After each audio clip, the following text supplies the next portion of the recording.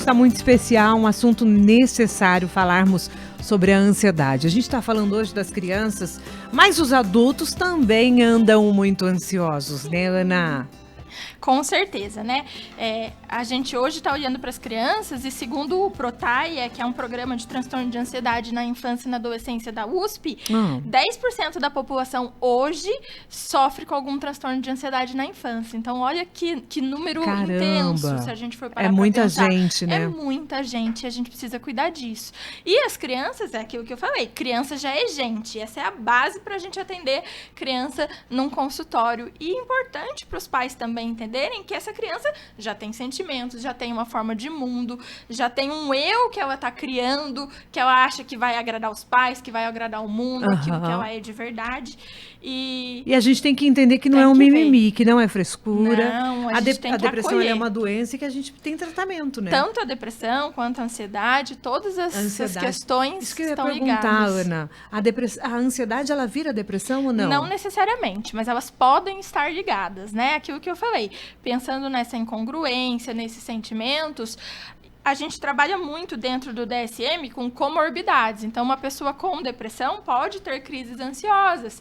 E uma pessoa, por exemplo, com uma ansiedade generalizada pode ter picos depressivos, uma vez que essa angústia é paralisante. Mas não tem como generalizar, dizendo que todas as pessoas que são ansiosas vão virar depressivas e que todas as pessoas depressivas vão estar ansiosas. O que é importante é a gente olhar pra gente, a gente entender quem a gente é de verdade e fazer as pazes com esse processo, se cuidar, para que isso não vire lá na frente um grande peso, um grande bolo e uma doença mental mais grave. Ana, a gente recebeu uma mensagem de um ouvinte falando sobre a responsabilidade dos pais nesse processo de criação dos filhos e que isso pode afetar a ansiedade das crianças. Com certeza, né? Tanto pelo próprio caráter ansioso dos pais, de criar esse ambiente que vive com a ansiedade, com as questões, como também a tolerância à frustração é importante no dia a dia das crianças e nós estamos ensinando o mundo a elas, então é a partir da relação conosco que isso vai se desdobrar. Mas quando que o pai erra?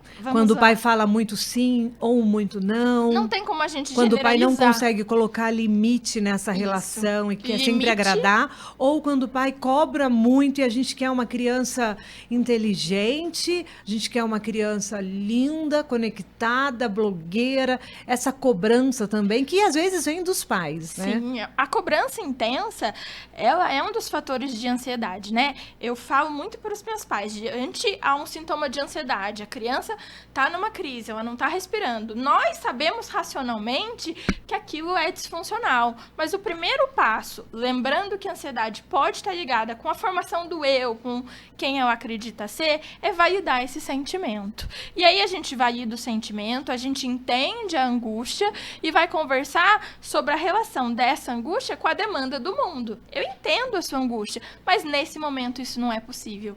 Nesse momento a gente precisa tolerar a frustração, nesse momento a gente precisa de um enfrentamento, mas sempre validando aquilo que a criança é. Então, a criança está numa crise, está na frente da escola, faz 2 meses que eu estou tentando, ela não vai, eu vou lá, eu obrigo meu filho a ir para a escola, porque eu preciso trabalhar.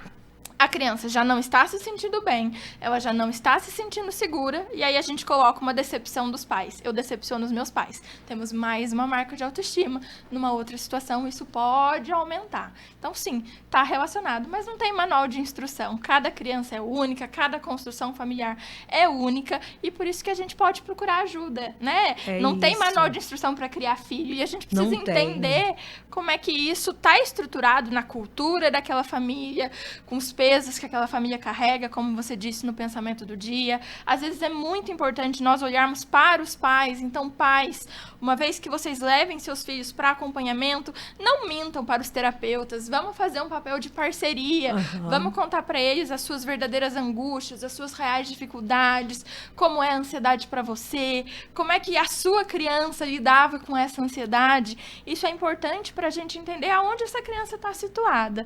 E em psicologia, o mais lindo é isso, subjetividade. Legal. A gente tem um DSM, a gente tem sintomas comuns, e eles são muito importantes para que a gente possa ter uma linha de base, mas a gente nunca pode definir a criança por um comportamento específico. A gente tem que entender o contexto daquela situação. Tem muito assunto aqui, minha gente. O programa é pequeno para essa garota, viu?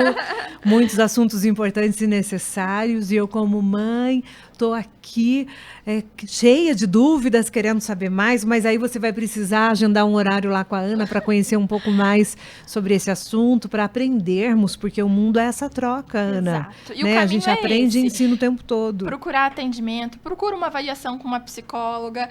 Nós podemos, com calma, entender o que está acontecendo, se isso já passou para um caráter maior, uma dificuldade que atrapalha o dia a dia, que pauta sintomas físicos. A gente vai fazer um acompanhamento para uma psiquiatra infantil. Nós trabalhamos em parceria, não tem como legal. a gente pensar numa psiquiatria infantil sem uma psicoterapia de base, como muitas vezes nós na psicoterapia não vamos dar conta de questões orgânicas que precisam de auxílio. Então o caminho é esse, procura uma psicóloga, procura ajuda. No momento de crise, vamos trabalhar uma respiração, uma validação de sentimento, e quando a criança estiver mais calma, a gente conversa sobre a realidade e vai ensinando como é que a gente vive nesse mundão. Legal. Ana, quem quiser te conhecer, agendar um horário para saber mais, a partir de quantos anos a criança já pode fazer um acompanhamento? Então, dependendo da área, da abordagem, isso varia, né? Mas, normalmente, a partir de uns 3 anos, a gente já pode começar a conversar sobre isso, pensar sobre o brincar, sobre a continuidade. Mas varia muito de terapeuta para terapeuta, como é que isso é colocado. Crianças muito novas, parte da ansiedade é normal, né? Então, a gente tem ansiedade de separação dos pais. Até determinada idade, isso é completamente normal. E aí, às vezes, a gente está chamando de transtorno por uma demanda do pai. Então, a partir de uns 3 anos, dá para procurar. E para falar comigo, pode me mandar mensagem no meu Instagram, que é abpl.psicologia. AB de bola, Isso. P de pato, L de lata, Isso. Ponto. de laranja, ponto, psicologia. Isso. Me segue lá, pode me mandar uma mensagem que eu respondo. Legal. E tem o meu contato também para a gente agendar um horário, que é 12-9790-1233. Manda uma mensagem no WhatsApp, que é mais fácil de eu responder, porque quando eu estou em atendimento, não consigo atender as ligações. Legal, Ana. Muito obrigada pela sua agradeço. visita. Eu adorei. Você é maravilhosa. Obrigada. Uma menina tão jovem, tão inteligente, comunicativa e que conversa com a gente de uma maneira muito direta, simples, como tem que ser sempre, né, gente? Então é isso. A gente vai tentar trazer a Ana para falar mais sobre esse assunto ansiedade. Ainda ficaram muitas dúvidas aqui, muitas perguntas de pais. Infelizmente, por conta do nosso horário, eu não tenho mais esse tempo suficiente.